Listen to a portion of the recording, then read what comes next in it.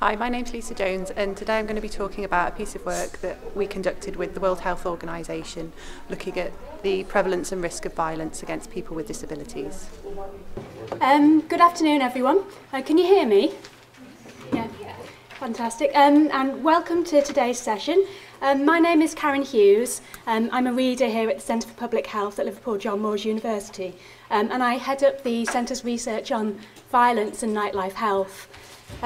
As many of you probably know, we are a World Health Organization collaborating centre for violence prevention, which means we've got an ongoing programme of research working with international, national and local bodies looking at violence and its prevention.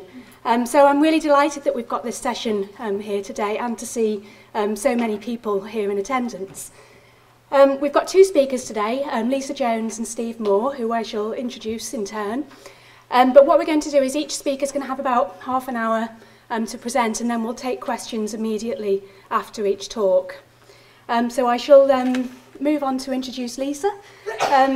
Lisa is the Evidence Review and Research Manager at the Centre for Public Health with 10 years experience of research, and particularly in conducting systematic literature reviews and meta-analyses. She's worked in the fields of drugs and alcohol and violence prevention and done a wide range of high-profile work with bodies such as the National Institute for Health and Clinical Excellence, with the Chief Medical Officer and with the World Health Organization. And she will be presenting today on two systematic reviews that she's conducted on violence against people with disabilities that have recently been published in The Lancet. Hey, hi everyone, thanks to Karen for that introduction.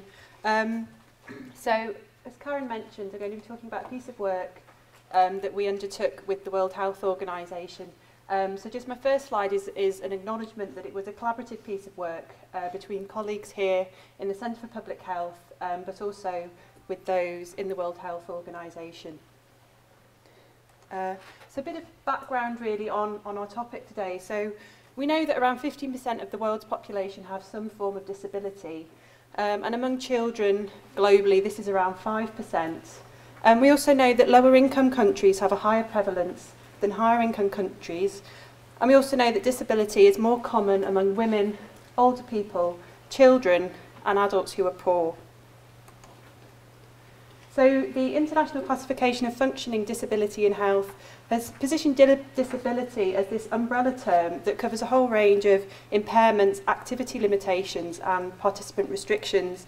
And in the last few decades, it's been increasingly recognised that people are disabled by environmental factors as well as by their bodies. And there's been a lot of background work that led in 2006 to the protection of human rights. It led to them to be enshrined in the United Nations Convention on the Rights of Persons with Disabilities. So the World Report on Disability was published in 2011, and this called for the elimination of barriers that often force people with disabilities to the margins of society. But we know that people with disabilities continue to be subjected to exclusion and discrimination. I've just put up a screenshot here of a report that was published yesterday. So this was the report into the confidential inquiry into premature deaths with people with learning disabilities. And also, we know from studies that people with disabilities, they do seem to be at an increased risk of violence. And this we've seen in the rising number of media reports. There's been a number of high-profile cases over the last couple of years. And these emphasise cases in the media reports of physical violence, sexual abuse and hate crimes. And hate crimes against people with disabilities, of sort of the recognition of that has also grown in the last few years. But what these stories also highlight is that criminal justice agencies have often failed to respond effectively to such violence. So this is just some screenshots of stories that I picked off the internet that kind of emphasise those, those issues that we've seen in the media. So moving on to the piece of work that we conducted, we worked with the World Health Organization, and they use this public health framework that's a useful tool in understanding and investigating the causes and consequences of violence. And the 4 steps in this diagram have been adopted by the World Health Organization in their approach to violence prevention. So using this framework, we plan to undertake systematic reviews looking at the prevalence and risk of violence against people with disabilities. So there again, just to say, we use the systematic review methodology, and we utilise meta-analysis to try and understand better, you know, the magnitude of violence perpetrated against people with disabilities. And just going back to the steps in the violence prevention framework there, this was sort of really the first step in this approach. What is the problem? Let's understand the magnitude a bit better. And this was against the background of us knowing that there's quite a large number of studies that have looked at, you know, they tried to quantify violence against children and adults with disabilities. And these studies sort of collectively do draw attention to the increased risk of becoming a victim of violence for people with disabilities. But what we were aware of was that there were actually no quantitative synthesis of this evidence, so they hadn't been undertaken. So this body of evidence hadn't really been brought together in a formal way. So this is what we sought to do through undertaking the systematic review. So why did we use the systematic review approach? Well, good quality systematic reviews are there to make available evidence more accessible. So you don't have to read all the individual studies, they're all brought together in a robust methodological manner. So systematic reviews strive to identify, appraise and synthesize all studies on a given topic. And within the systematic review methodology, we used another method, meta-analysis, and this is just a statistical method that we use to bring together results from several individual studies. And rather than relying on individual study estimates, you pool them into a single estimate that hopefully is more reliable and more precise. So a little bit more about our review. We conducted separate reviews of the literature on children and adults, but in both reviews we had fairly similar aims. So we wanted to look at the characteristics and coverage of the research. We wanted to assess the quality of that research. As I mentioned, an important aim for us was to try and synthesize this evidence. And also we had a really important sort of outcome of this was to look at knowledge gaps and identify some research priorities for future studies. So sort of moving more into the technical methodology, I won't go into that too much about this review, but this was the sorts of studies that we were looking for to include in the review. So studies based on observational methodology, cross-sectional case control, cohort studies. We wanted them to measure violence, and we also wanted them to report specific disability types, so we just needed some sort of definition of the populations that were included in those studies. And we also wanted definitions and measurements of the violence outcomes. And we needed the studies to report either prevalence or risk, because that was the outcomes of interest we were looking at. So what did we find? Well, we found lots of studies. Karen will remember the joys of us sifting through 10,500 abstracts, trying to sort of go through those papers, find out which ones we could include. However, really in the end, we didn't find very many robust studies. So in our review of adults, we had 26 studies, and in our review of children, we had 17 studies. And within those reviews, the quality assessment did reveal kind of a few issues with those studies, but I'll talk about those on a later slide. So what were our headline findings? So based on our paper on adults, it confirmed that violence is a major problem in adults with disabilities. So looking at prevalence, from the pooled estimates that we produced, we identified that around 3% of individuals with non-specific impairments had experienced recent violence. This was violence in the last year. But when we look more specifically at different types of disabilities, we found that among people with mental illness, that this rose to almost a quarter. So just, this is sort of a representative diagram of those results.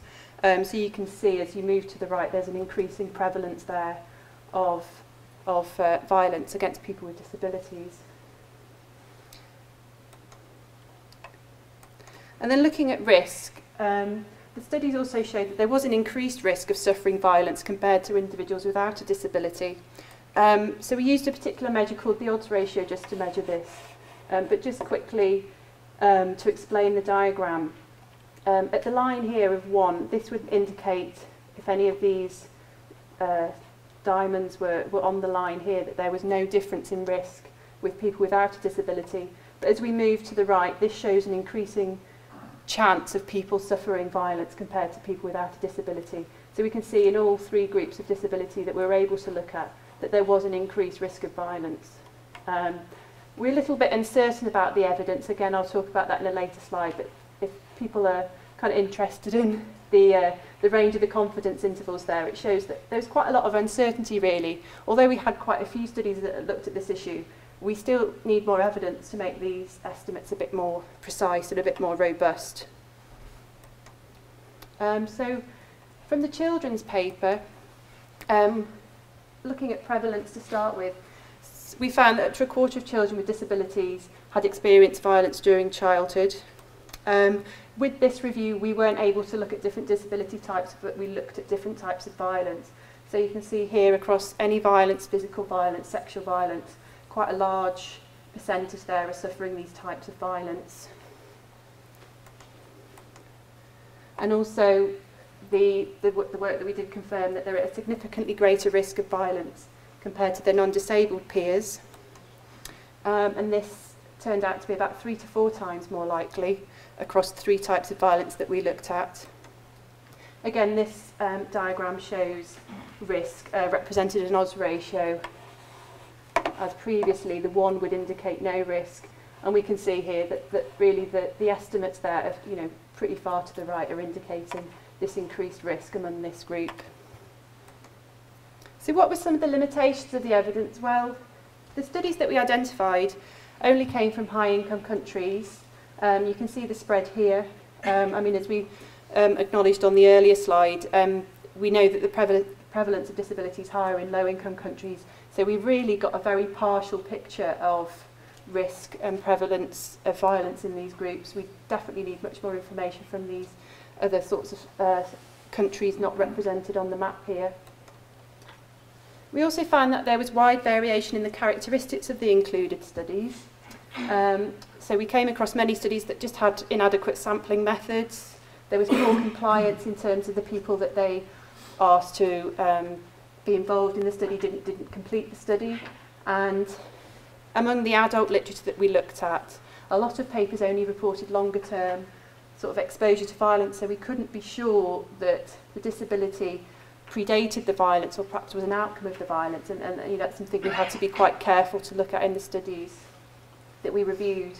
So really we had to conclude for those papers that the robust evidence on magnitude in trying to answer our question really was very scarce. So some of the future gaps that we sort of focused on in the papers that we needed was that future high quality research should focus on all disability types. We weren't really able, definitely in the children's paper, we weren't able at all to look at different disability types, at the impact of violence there. We did a little bit in the adult literature, but we had to rely on quite a small number of studies. We need more studies that use standardised measures of disability and violence. It varied a great deal across the studies that we included, so we definitely need a bit more standardisation there. And also, as I mentioned before, we need more research in low-income and middle-income countries. And also, referring again to this sort of data on exposure, we need these studies to look at whether disabilities were present before exposure or whether they were a direct result of violence. So what were some of the impacts of the research? Well, as Karen mentioned in her introduction, we had 2 articles published in the Lancet, which was a great achievement for us. As mentioned there, it's one of the world's leading medical journals. It's got a very good impact factor. And on top of that, the children's article we've recently found was one of the highest scoring Lancet articles on Outmetric, which is a sort of a web application that measures discussions on Twitter, Facebook. So that was ranked 31 out of all journals, papers ever published in the Lancet. That was ranked 31 on that list. And so quite a high level of discussion of both papers, but in particular the children paper. It's also had an international impact. The work was featured on the UN news service, and it had a far reach as well. It was featured in the Spanish language media. It's also had an impact on future research. We've been asked to be involved in reviewing papers for a forthcoming special issue in the Journal of Interpersonal Violence.